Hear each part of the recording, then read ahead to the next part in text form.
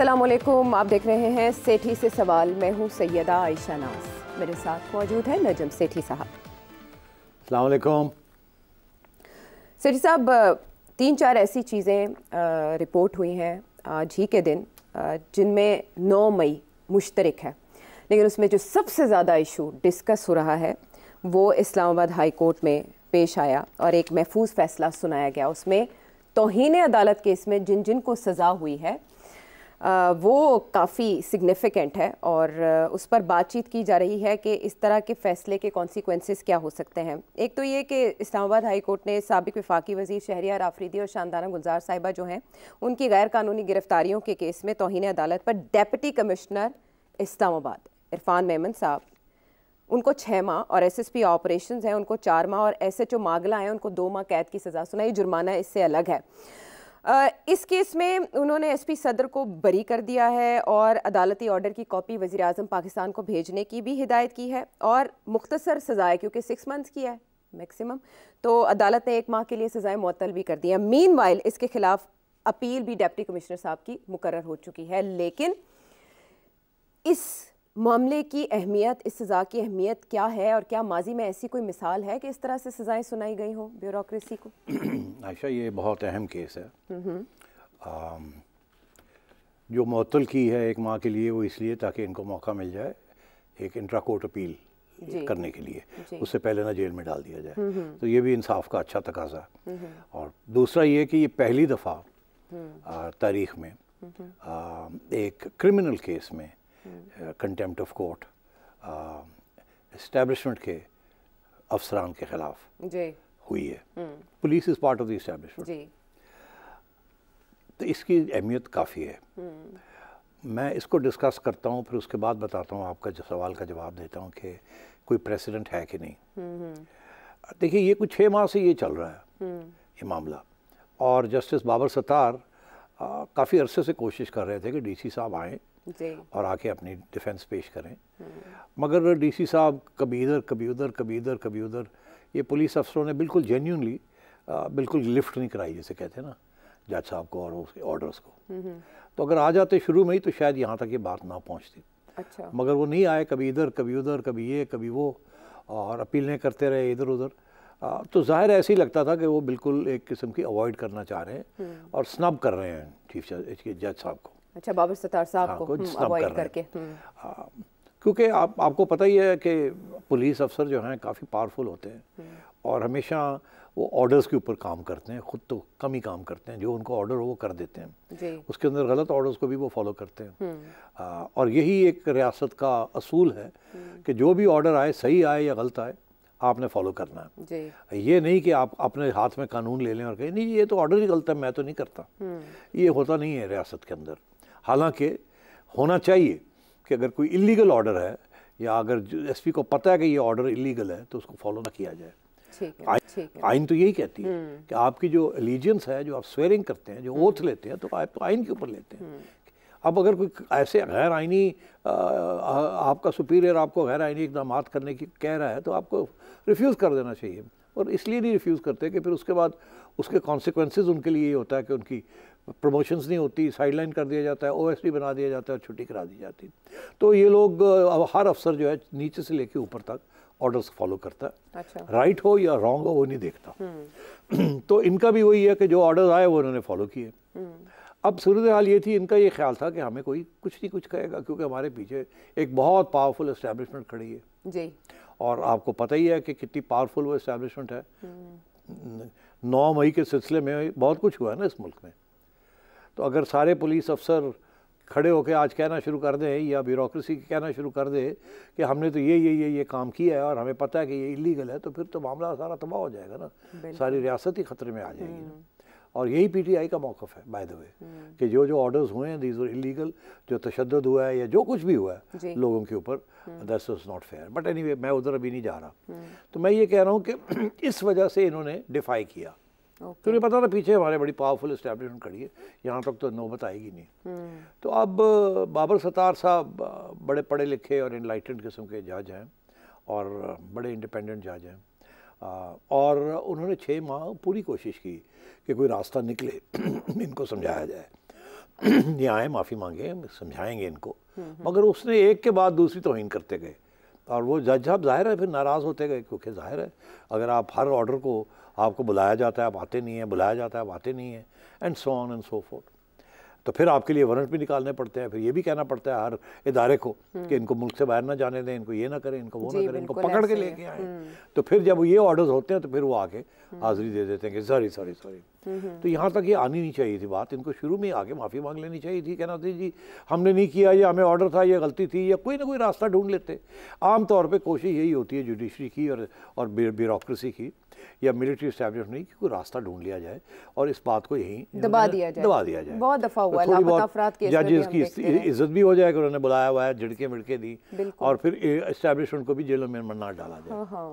मगर लेकिन पता नहीं डीसी साहब ने अवॉइड क्यों किया कि सासरे भरोसे पे मैं किया। अभी आपको बता रहा हूँ ना, क्योंकि इशू था 9 मई के अंदर लोगों की गिरफ्तारियों का, और वो भी अफरीदी जी, शहरियार अफरीदी साहब और शानदाना गुलजार, तो वो भी कोई छोटे लीडर्स नहीं थे, पीटीआई के बड़े लीडर्स हैं। तो मेरा ख्याल है कि इस वजह से उन्होंने सोचा होगा कि यार सानू तो ऑर्डर से करता तो हुण असी नहीं जानते, और मेरा ख्याल है कि उनको शायद एडवाइस भी यही आई हो फ्रॉम उनके ऊपर जो लोग होते हैं, वो छोड़ो पर ऐसी देख लांगे, कोई नहीं चलता रहेगा, कुछ नहीं होना, ना जाओ असी समझा लांगे, या तुसी मसला बनया तो तुसी कह देना कि जी किसी और जज के अगे लगा दो। अच्छा, तो वो भी कोशिश भी वो भी इनके वकीलों ने कोशिश की, मगर जज साहब ने कहा नहीं मैं ही सुनूंगा, नहीं खिसकना, मैं नहीं खिसकता था। तो बड़ी दिलेरी का इजहार किया है और बाबर सत्तार साहब ने, और मैं समझता हूँ this should be a test case.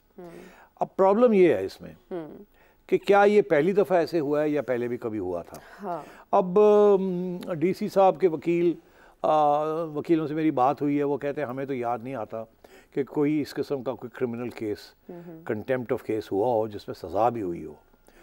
Cases होते हैं, फिर माफिया हो जाती हैं, फिर छोड़ दिया जाता है। जैसे परवेज़ इलाही साहब के सिलसिले में शो कॉज नोटिस इशू हुए आईजी को, लेकिन आगे नहीं बढ़ी बात। मगर मेरी जो रिसर्च है, जिसमें मैं आपका शुक्रिया अदा करता हूँ, आपने भी हेल्प की मुझे, वो रिसर्च ये शो करती है कि 2007 में जब जजेस का मूवमेंट चल रहा था जी, और इफ्तिखार चौधरी साहब रूहे रवां थे उसके, तो उस वक़्त उनको पकड़ के एक डेमोन्स्ट्रेशन के दौरान उनको पकड़ के गाड़ी में फेंका गया, बालों से पकड़ के, और वो एक तो कुछ तस्वीर छप गई कि जिसमें किसी ने उसकी पकड़े हुए हैं और उनको खींच के थी।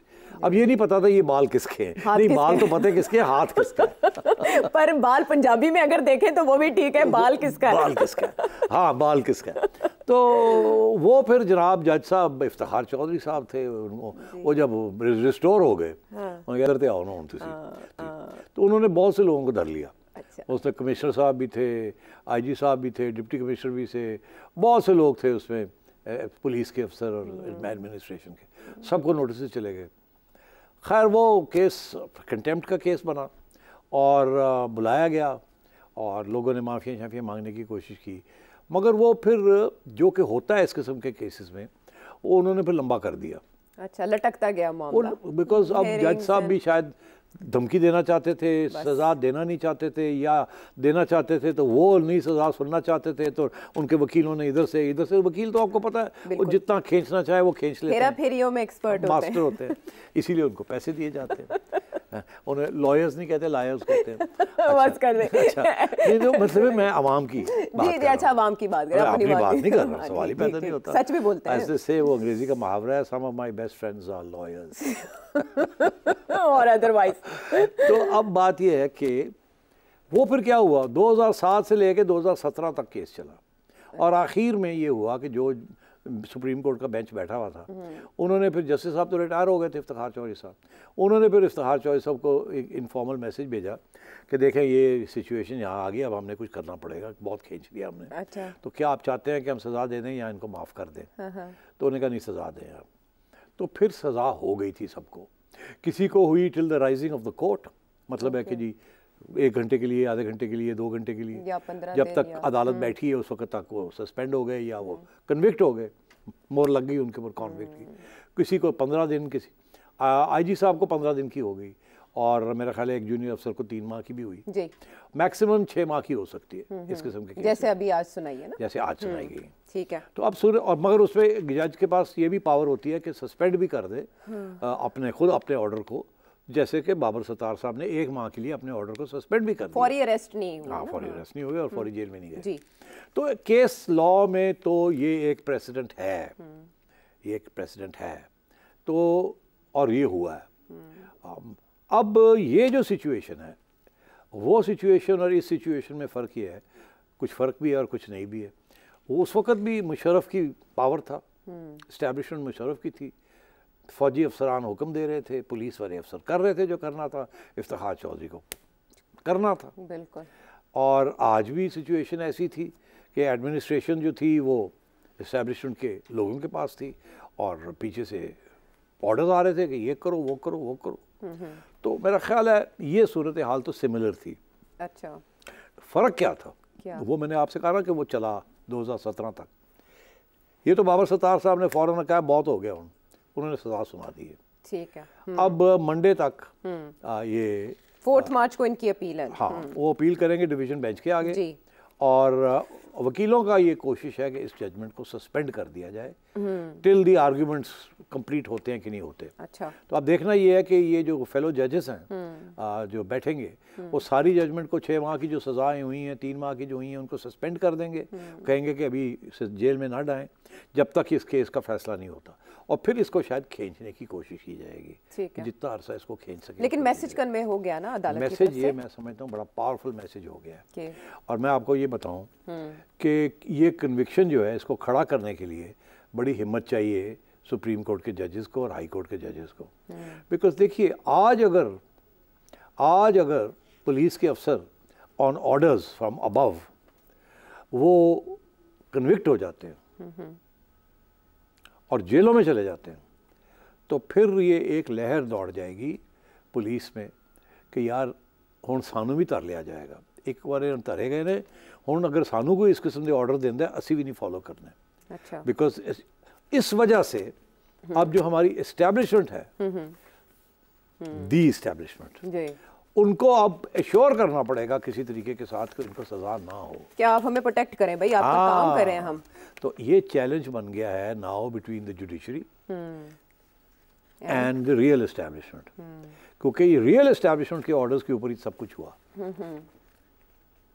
तो और मेरा ख्याल है एडवाइस भी रियल एस्टैब्लिशमेंट नहीं होगी, ना कोई ज़रूरत नहीं जानती, drag it along, drag it along. हो सकता है केस ट्रांसफर हो जाए from Babar Sattar to somebody else. Babar Sattar साहब की थोड़ी इंडिपेंडेंट है ना उनकी, और शोहरत ऐसी ही है, ऐसी है, जैसे ऑडियो लीक्स केस में भी उन्होंने ऐसे रिमार्क्स दिए थे। बिल्कुल, हाईली इंटेलिजेंट, वेल रेड जज। और सो मैं ये समझता हूँ कि this is going to be a very interesting test case for the establishment and for the judiciary. How they're going to respond? How they're going to respond. और जो मुझे लगता है ऐसे ही है कि इस किस्म के केसेस के अंदर जहाँ एक काम करो तो मरते हैं, दूसरा काम करो तो मरते हैं, तो इस किस्म के केसेस को ड्रैग अलोंग किया जाता है ताकि जो खतरनाक एरियाज हैं या मोड़ हैं वो आराम से दब जाएं, फिर एक वक्त आएगा चुप करके कुछ कर लाएंगे। अच्छा, तो अब तो ये मैं आपसे कह रहा हूँ कि दिस इज़ अ वेरी, इसको फॉलो करना बड़ा इंपॉर्टेंट है। अच्छा, मंडे को ये अपील लग रही है फॉर सस्पेंशन। अगर डिवीजन बेंच ने इसको सस्पेंड कर दिया तो फिर आप ये समझिएगा कि इसको लंबा चलाएंगे। सस्पेंड करना भी तो जाहिर है फिर इमदाद कहने का मतलब है क्योंकि ये जो है ना वकील ये लाइन ये ले रहे हैं कि जज साहब बाबर सत्तार साहब ने कोई पर्सनल इशू बना लिया था अपनी तौहीन का, rather than the contempt of the court. उन्होंने ज़ाती कंटेम्प्ट के ऊपर, बिकॉज उन्होंने कितनी दफ़ा बुलाया नहीं आए, तो according to them he was frustrated and angry, and इन्होंने ये एप्लीकेशन भी दी थी कि आप मेहरबानी करके रिक्यूज कर लें अपने आप को किसी और जज को। जी, हम जाना चाहते हैं। फिर उम्रे की भी कोशिश की, हाँ, बड़ा कुछ ड्रामे की, लेकिन उन्होंने कहा नहीं मैं खुद ही सुनूंगा। तो मेरा ख्याल है कि इन्होंने कोई 8-9 पॉइंट्स लिख के बनाए, उन्होंने चेक किया पॉइंट टू पॉइंट। हाँ, तो वो अब मंडे के दिन और ट्यूसडे ये करेंगे।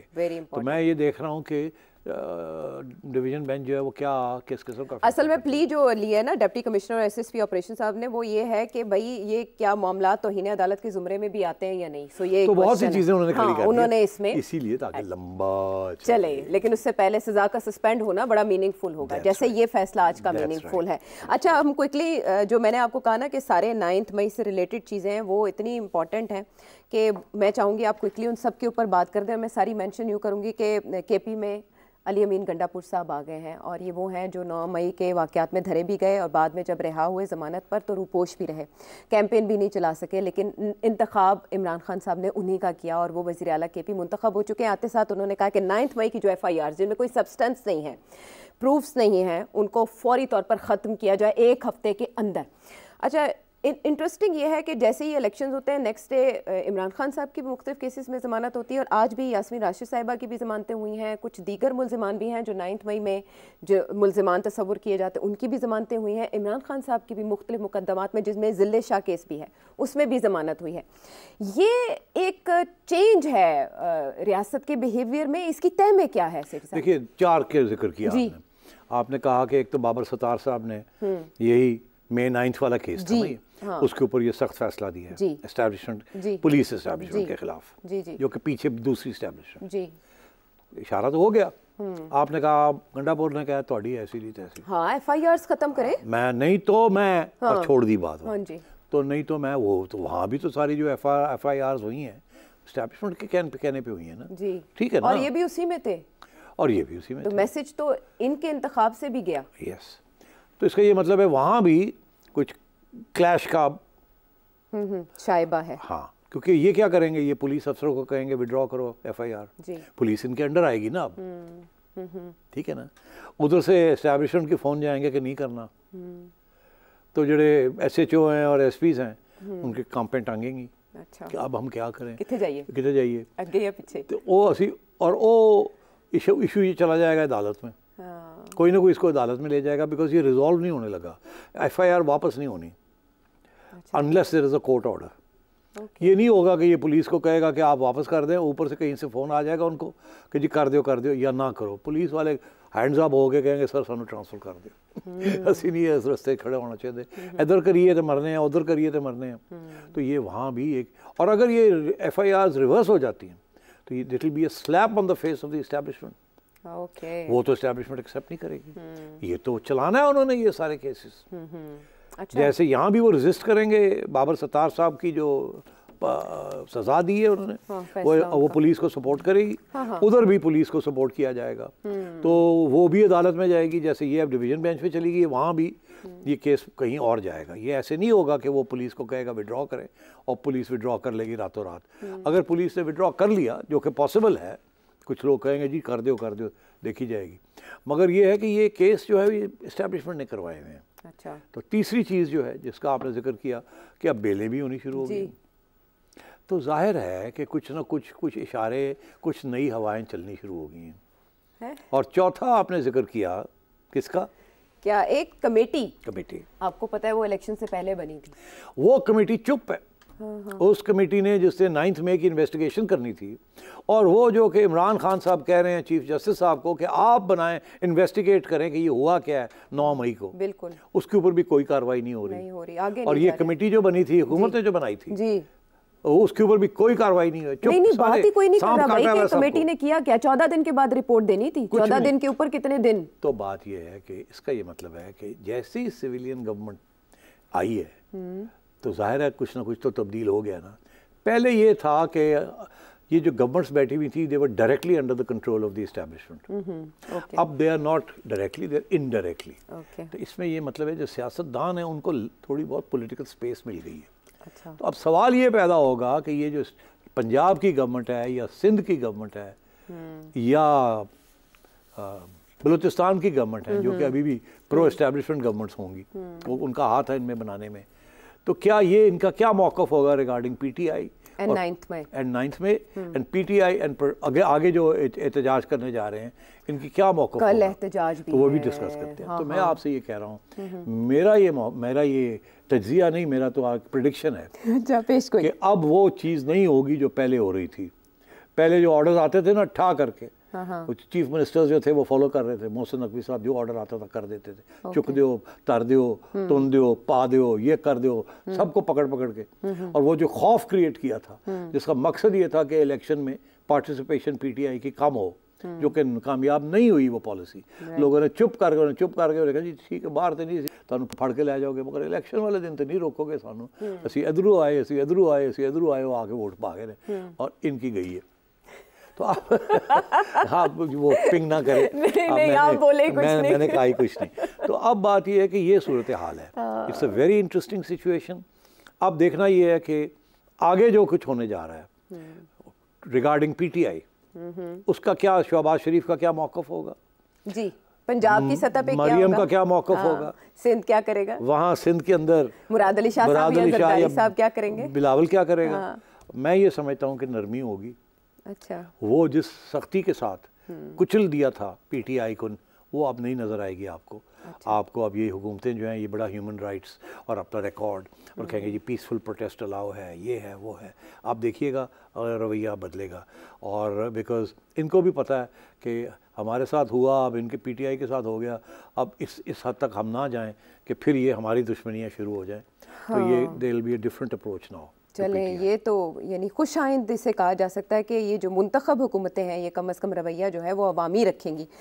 लेकिन जो एहतजाज कल होने जा रहा है, इससे पहले भी पाकिस्तान तहरीक इंसाफ ने जब एहतजाज किया था तो आपने जो प्रेडिक्ट किया था उसके मुताबिक ही वो एहतजाज देखा गया। कल का एहतजाज पाकिस्तान तहरीक इंसाफ कैसा करने जा रही है, क्योंकि बैरिस्टर गौहर एक बार फिर आ चुके हैं चेयरमैन मुंतखब। एहतजाज होगा मगर कोई ख़ास इम्प्रेसिव नहीं होगा। ओके, हर जगह पे होगा, छोटा छोटा होगा, ज़रूर होगा। कहीं बड़ा, केपी में बड़ा होगा, अब लाहौर में थोड़ा कम होगा। अच्छा। बाकी शहरों में होगा, हर जगह पे होगा। मगर पुलिस का जो रवैया है, जो लोकल एडमिनिस्ट्रेशन, वो क्रैकडाउन नहीं होगा। वो कहेंगे पीसफुल रहें, हम भी पीसफुल हैं, ठीक है, और आपका हक है, आप करें एहतजाज। यहाँ अब ये नहीं होगा कि पहले पकड़ के ले जाएंगे और गाड़ियों से निकालेंगे, ऐसे नहीं होगा। और अगर पीटीआई नॉन वायलेंट रहती है तो, और कोई तशद्दुद नहीं होता और कोई आग वाग नहीं लगाते, तो फिर कुछ नहीं होगा। They will have their protest, it will not be a big protest, it will be a protest, but it will be contained and it will be peaceful. And मेरा नहीं ख्याल क्रैकडाउन होगा किसी किस्म का। ये कि जी 144 लगा दिया, पकड़ के ले जाएंगे, जैसे पहले लगी थी। बिल्कुल सही है, लेकिन अब ऐसे इकदाम नहीं होंगे। ये वैसे बड़ा अच्छा व्यू है जो आपने दिया आइंदा पॉलिटिकल सिचुएशन के हवाले से। हम वापस आते हैं ब्रेक के बाद।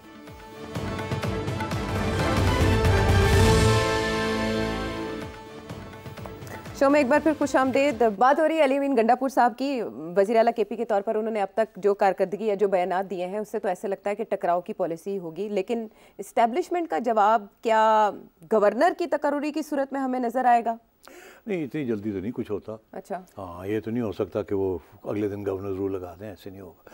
वो तो सारी प्रोविंस क्राइसिस में चली जाएगी। लेकिन गवर्नर की अपॉइंटमेंट से तो पता चलेगा ना कि कैसा बंदा आ रहा है। हाँ, नहीं, अब वो डिपेंड करता है कि वो रेकन्सिलिएशन वाला बंदा आ रहा है या टफ वाला बंदा आ रहा है। उसी से पता चलेगा कि पॉलिसी क्या होगी। मेरा ख्याल है इसमें एस्टेब्लिशमेंट का रोल होगा जिसको वो नॉमिनेट करेंगे। इसमें शहबाज शरीफ साहब का खास रोल नहीं होगा। अच्छा, अगली बात ये कि अब गंडापुर साहब क्या करेंगे। उन्होंने धमकी तो दी है मगर ये नहीं कहा कि वो करेंगे क्या अगर उनकी बात नहीं मानी जाती। उनकी बात नहीं मानी जाएगी। अच्छा, तो क्या करेंगे वो? सवाल तो ये क्या करेंगे। हाँ, बात उनकी फिर वो यही होगा जो मैंने आपसे कहा कि वो बात आगे चलेगी। मगर जो मेजर इशू जो आपने कहा है, मेजर इशू ये है कि क्या अब फेडरल गवर्नमेंट की और केपी गवर्नमेंट की किसी न किसी स्टेज पे बहुत बड़ी क्लैश होगी। हाँ, कैसे रिलेशनशिप रहेगा दोनों का? रिलेशनशिप बहुत स्टॉर्मी रहेगा, तूफान वाला रिलेशनशिप होगी। शहबाज शरीफ साहब के होते हुए भी?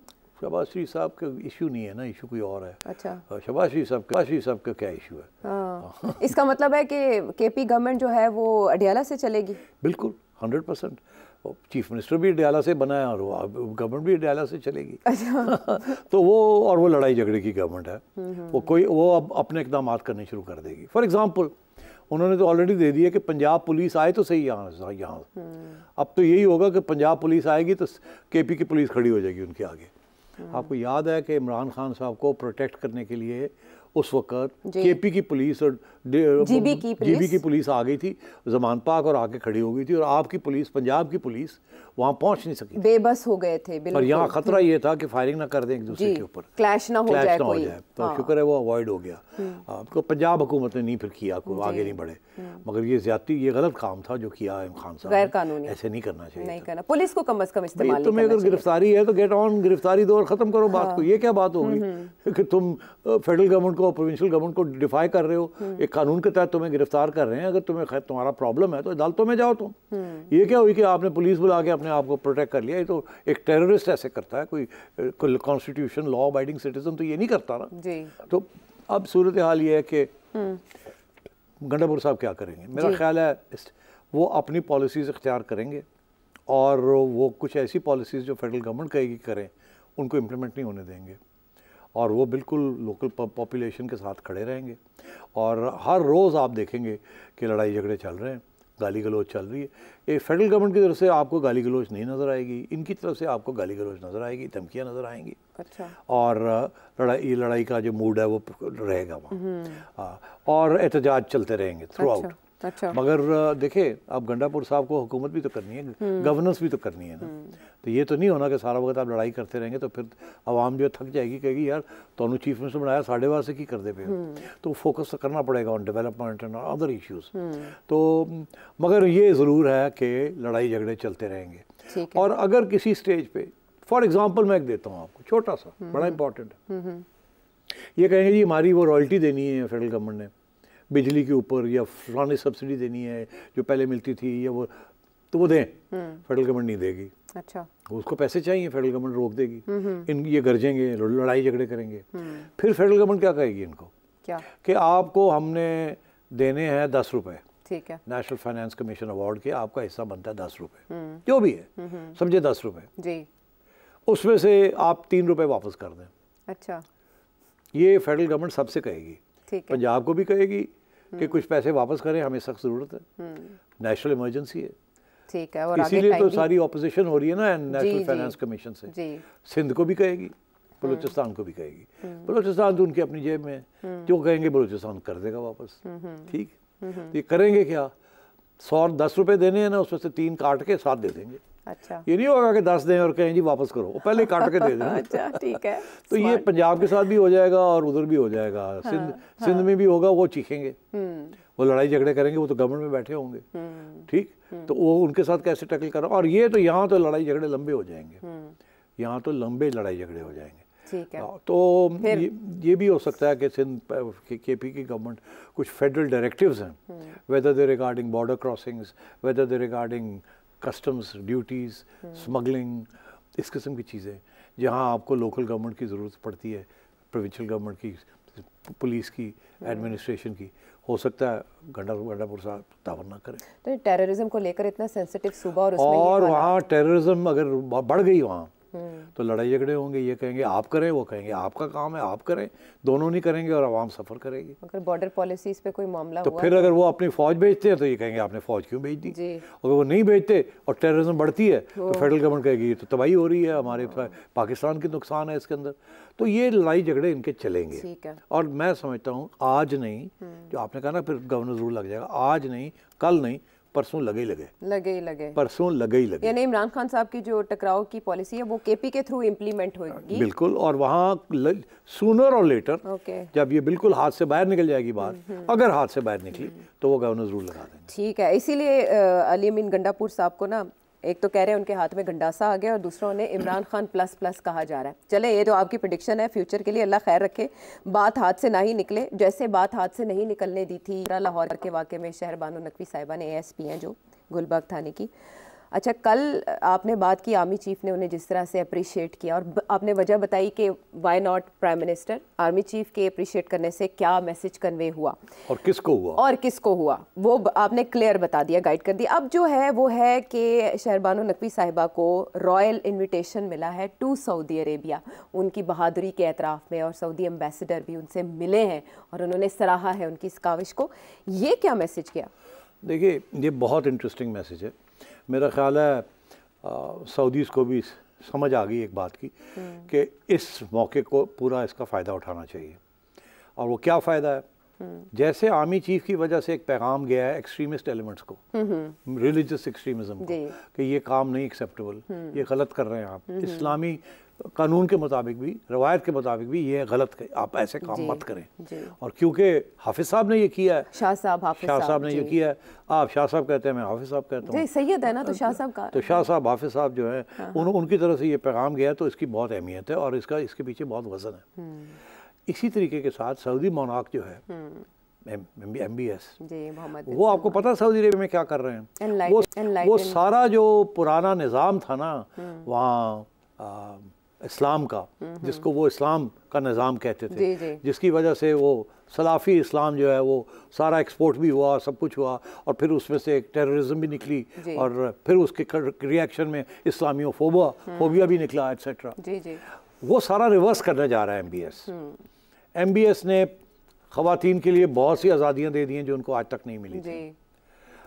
MBS ने वहाँ कल्चरल आज़ादियाँ भी, वही ना, कल्चरल एंड पॉलिटिकल आज़ादियाँ दोनों आहिस्ता आहिस्ता दे रहे हैं। बड़ी ऑपोजिशन थी मगर कर दिया उन्होंने। अब डिटेल में क्या जाना, आगे मैं आपको बताऊं, पॉप म्यूजिक भी आ गई वहाँ, जो कि कभी इजाज़त नहीं थी। यहाँ तो मुल्ला हजरात ये भी कहते हैं कि म्यूजिक तो है ही band. Non Muslim delegation visit कर रहे हैं हॉली प्लेसेस। अब वहाँ वो उन्होंने एक 450 अरब डॉलर का एक बजट बनाया है कि सारी एक पूरी लंबी चौड़ी strip along the beach, along the sea coast उन्होंने बनानी है वहाँ tourist resort.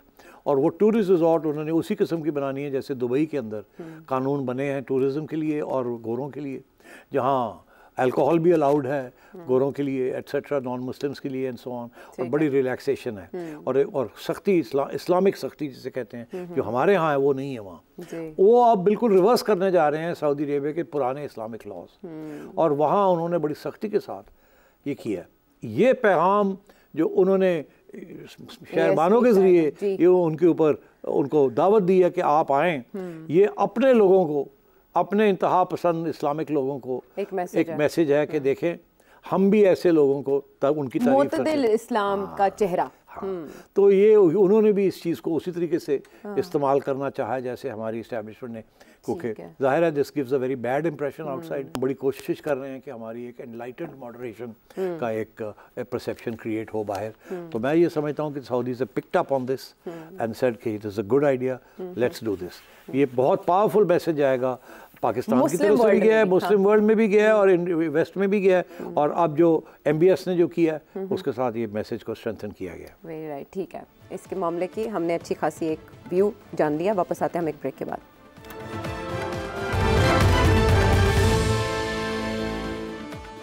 Welcome back to the show. ये लिस्ट है मेरे पास सेठी साहब से, जो आप सवाल जानना चाहते हैं। एक तवील फहरिस्त है और इसमें से हम कोशिश करते हैं कि ज़्यादा से ज़्यादा को एड्रेस कर सकें, लेकिन आप सब लोगों का बहुत शुक्रिया। आपके सवाल विट से भरपूर होते हैं, बहुत सब्सटेंस होता है, लोडेड क्वेश्चंस होते हैं। उनमें से हम जो इंतखाब करते हैं वो अब सेठी साहब के सामने रखने जा रहे हैं। अदील ऑस्ट्रेलिया से सेठी साहब आपसे कुछ जानना चाह रहे हैं। जी, जब आपकी वफाक में हुकूमत होती है सर, तो उस टाइम आपके एस्टैब्लिशमेंट के साथ लड़ाई के चांसेस बहुत ज़्यादा होते हैं, क्योंकि फॉरेन पॉलिसी के इश्यूज होते हैं और बजट के इश्यूज होते हैं, डिफरेंट इश्यूज होते हैं। लेकिन आप मुझे बताएं कि पंजाब में रहते हुए, Punjab as a CM Punjab भी कोई चांस बनता है आपका कि आपकी मुक़तदरा के साथ कोई लड़ाई हो सके? बताएं। हाँ जी, बात यह है जी कि बिल्कुल इंटरेक्शन रहता है बिटवीन द मिलिट्री अथॉरिटीज़ जो जिनको कोर कमांडर रिप्रेजेंट कर रहा होता है और ये जो चीफ मिनिस्टर। तो उसके अंदर किस किस्म के इश्यूज हैं जो नॉर्मली रूटीन में आते हैं from the core commander side या ऑन बिहाफ ऑफ GHQ। कुछ तो सिफारिशें होती हैं पोस्टिंग ट्रांसफर्स की सिविल एडमिनिस्ट्रेशन के अंदर, वो फ़ौरन मान ली जाती हैं, इट्स नो बिग डील। फिर ये ज़मीनों के ऊपर होता है, पंजाब लैंड एक्विजिशन एक्ट, कभी रेंजर्स की तरफ से रिक्वेस्ट आ जाती है कि हमें 100 एकड़ चाहिए, हमने वहाँ अपने लोगों के लिए ये करना है वो करना है, वेलफेयर स्कीम है, कंटोनमेंट, वो फिर ज़मीन ख़रीदनी पड़ती है पेजेंट से, उनसे सस्ते रेट्स पे ख़रीद के और लीज, लॉन्ग लीज के ऊपर सस्ते रेट्स के ऊपर डिफेंस एस्टेब्लिशमेंट को दे दी जाती है।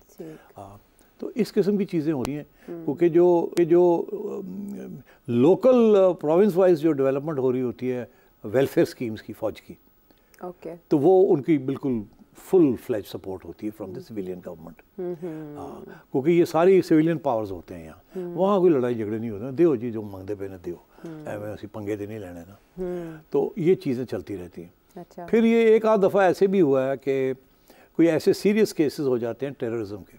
अच्छा। अब वो कानून के मुताबिक तो पुलिस ने पकड़ना होता है या IB वाले होते हैं या पुलिस वाले होते हैं, बट एक्चुअली उनके पीछे तो ISI या MI ये लगे हुए होते हैं। तो वो करते क्या है कि उनको पकड़ लेते हैं, खुद तफ्तीश करते हैं। अच्छा। उसके बाद जब तफ्तीश हो जाती है तो फिर गवर्नमेंट को, सिविलियन गवर्नमेंट को कहते हैं ले जाओ इन्होंने और केस कर दो इन्होंने। अब वो सिविलियन गवर्नमेंट बड़ी घबराती हैं इस चीज़ से, बिकॉज जब भी टेररिस्ट को पकड़ा जाता है कोई थोड़ी बहुत तो लितर शितर पड़ता ही है ना, कोई इन्फॉर्मेशन लेनी होती है और वो पुलिस को उसके बाहर रखा जाता है, ये खुद ही एजेंसियाँ खुद करती हैं और ख़तरा उस और करके तो फिर हैंड ओवर कर देती हैं पुलिस को कि जी पर्चा कटो जी, 6 ਮਹੀਨੇ ਅਸੀਂ ਰੱਖ ਲਿਆ, ਚੰਗੀ ਇਨਫੋਰਮੇਸ਼ਨ ਲੈਣੀ ਸੀ, ਰੱਖ ਲਈਏ, ਇਹਨੂੰ ਤੁਸੀਂ पर्चा करके अंदर कर दो। तो फिर वो पुलिस बेचारी कहती है यार देखो बंदे की हालत ख़राब है, ये है वो है। कभी कभी ये भी होता है कि अंडर इंटेरोगेशन कोई बंदा अल्लाह ने प्यारा हो जाता है, वो मसला बन जाता है। क्योंकि ये जो डिटेंशन होती है ये इसके कोई कागजी कार्रवाई नहीं हुई भी होती, एजेंसियाँ नहीं अरेस्ट कर सकती किसी को, ये तो पुलिस ही करती है on behalf of national security. ठीक है ना, तो ये इस किस्म के इश्यूज भी बनते हैं। अब मैं इससे ज़्यादा नहीं कहूँगा, ऐसे मामलात पे तो कभी ये खुफिया रहते हैं, ये कभी बाहर नहीं आते। मैं भी चीफ मिनिस्टर रहा हूँ ना, तो मुझे पता है कुछ बातों का, तो इसलिए इससे ज़्यादा बात करना मुनासिब नहीं है, बिकॉज ये सारी बातें जो हैं ये लीगली नहीं होती, ये एक ग्रे जोन में होती हैं। Because after all national security का जो इशू है वो है ही ग्रे जोन का। National security is grey zone, all over the world is grey zone, बिल्कुल, या ब्लैक जोन या ग्रे जोन। तो यहाँ भी वैसे ही है, डार्क जोन इंडिया के अंदर भी ऐसे ही है। ठीक है, तो ये this is unfortunate but that's the way modern states operate. चले म्यूचुअल अंडरस्टैंडिंग से तो ये इश्यूज प्रोविंशियल लेवल पे नहीं बनते। ठीक है, फेडरल लेवल पे जैसे हमारे दोस्त ने कहा फॉरेन पॉलिसी के ऊपर इशू बन सकता है, बजट्स के ऊपर इश्यूज बन सकते हैं, और भी बहुत से इश्यूज होते हैं जिसके ऊपर इश्यूज बन सकते हैं। जैसे आपने देखा इमरान खान के साथ ISI की पोस्टिंग ट्रांसफ़र के ऊपर हो सकता है, और नवाज शरीफ साहब के ज़माने में हुआ भी था। वो भी एक ISI चीफ को बनाना चाहते थे और आर्मी चीफ किसी और को बनाना चाहते थे, लड़ाई झगड़े हो गए थे। तो इस किस्म की चीज़ें वहाँ बड़ी सीरियस किस्म के इश्यूज होते हैं, जैसे आप समझें strategic issues, mostly regarding policy. Okay, यहाँ जो है this is technical issues, local issues, और बहुत रेयर होता है कि एक स्टेज आई थी, मैं उसका जिक्र कर दूं। I know you are in a hurry to wrap up, but for the next question, Sindh के अंदर आपको याद होगा कि रेंजर्स ने पहले MQM के खिलाफ एक ऑपरेशन किया था, and they were not answerable to the provincial government, they were answerable to the GHQ। ये बेनज़ीर के ज़माने में हुआ था, रेंजर्स ने किया था, फेडरल गवर्नमेंट ने किया था इन थियरी, मगर रेंजर्स बिल्कुल उनके अंडर हुआ था, लेकिन पहले आर्मी कर रही थी अंडर जनरल आसिफ नवाज। उसके बाद फिर आर्मी ने कहा, जनरल वहीद ने कहा कि आप खुद कर लें, हमें ना फौज को डायरेक्टली ना इन्वॉल्व करें। तो फिर रेंजर्स के जरिए जनरल नसीरुल्लाह बाबर ने ये किया था। तो इसी तरीके के साथ जब अभी कुछ साल पहले जब पीपल्स पार्टी की गवर्नमेंट थी वहाँ, तो रेंजर्स के ज़रिए जनरल बिलाल अकबर साहब थे वहाँ DG रेंजर्स, उनके ज़रिए पीपल्स पार्टी के बहुत से लोगों को पकड़ के ले गए थे, आपको याद होगा। वहाँ ये एक फ़लसफ़ा ये था कि करप्शन भी है वो भी टेररिज्म है, कि करप्शन की प्रोसीड्स जो हैं वो भी टेररिस्ट को जाती है। उस वक्त तल्लकात पीपल्स पार्टी के और इस्टेब्लिशमेंट के ख़राब थे, और ठीक ठाक रेंजर्स ने एक्शन लिया। MQM तो भूल गए, पीपल्स पार्टी के ख़िलाफ़ भी एक्शन लिया था। फिर याद होगा आसिफ ज़रदारी साहब गरजे, और जर्नलों के ख़िलाफ़ वो अभी तक बड़ी वायरल हुई है वो। फिर उनको समझ आ गई ये तो मैंने गड़बड़ कर दी, फिर चले गए, फिर भाग गए। ईंट से ईंट बजाने का, वो ईंट से ईंट बजाते बजाते अपनी बज गई। सॉरी, अभी हमें देखे ना जरा कैसी कैसी बातें तो ये होता है, खोले हैं जो हंस हंस के फोड़ रहे हैं। तो ये चीजें होती रही हैं, और आगे भी इम्कान है, किसी स्टेज पे भी हो सकती है। एस्टैब्लिशमेंट के साथ पंगा लेंगे आप, चंगा एस्टैब्लिशमेंट के साथ पंगा इज नॉट चंगा, and the time is over. हम चाहते थे मजीद सवाल भी ऐड करें, लेकिन जाहिर है हर टॉपिक जो है वो इतना प्रोफाउंड उसका आंसर चाहिए होता है, और ज़रूरी होता है कि सारे पहलुओं का अहाता किया जाए। प्रोग्राम सिर्फ सवालों के ऊपर करो। चले, सेठी साहब की भी फरमाइश, और जाहिर है आप सबकी भी पोशीदा पूरे 45 मिनट ऐसी सवाल ही। चले ठीक है, छोटा लोकल सियासत। हाँ, यही टीजर देते हुए हम चाहेंगे आपसे इजाज़त। अगले प्रोग्राम तक के लिए अल्लाह के बाद।